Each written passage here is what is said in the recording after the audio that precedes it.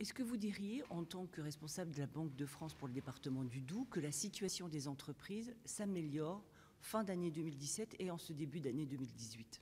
Oui, tout à fait.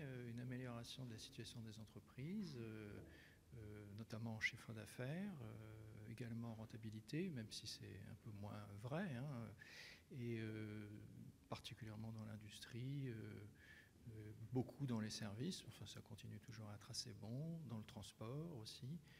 Oui, beaucoup, plutôt des éléments positifs, le vert est à peu près partout.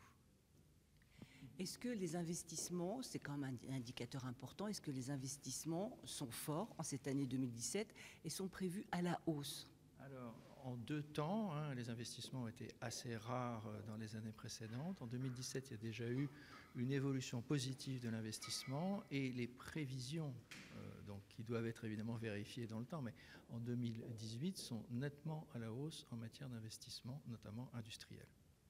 Est-ce que l'on peut dire que c'est le secteur automobile qui tire l'économie en Franche-Comté, j'allais dire comme d'habitude? C'est en effet un secteur essentiel pour la Franche-Comté, donc l'automobile et toutes les entreprises qui tournent autour de l'automobile, donc évidemment la grande entreprise automobile de la Franche-Comté, et puis également les sous-traitants qui sont dans la métallurgie très souvent, qui peuvent être éventuellement dans la plasturgie, et qui apportent beaucoup d'activités pour le secteur automobile. Voilà, y compris à l'étranger d'ailleurs.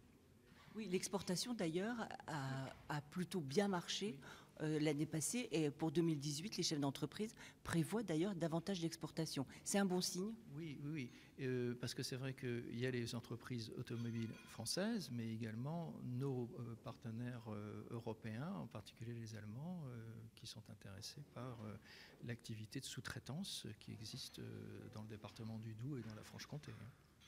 Est-ce que le seul point, j'allais dire un peu négatif, le seul bémol, c'est l'emploi, les effectifs? Les entreprises investissent mais n'embauchent pas.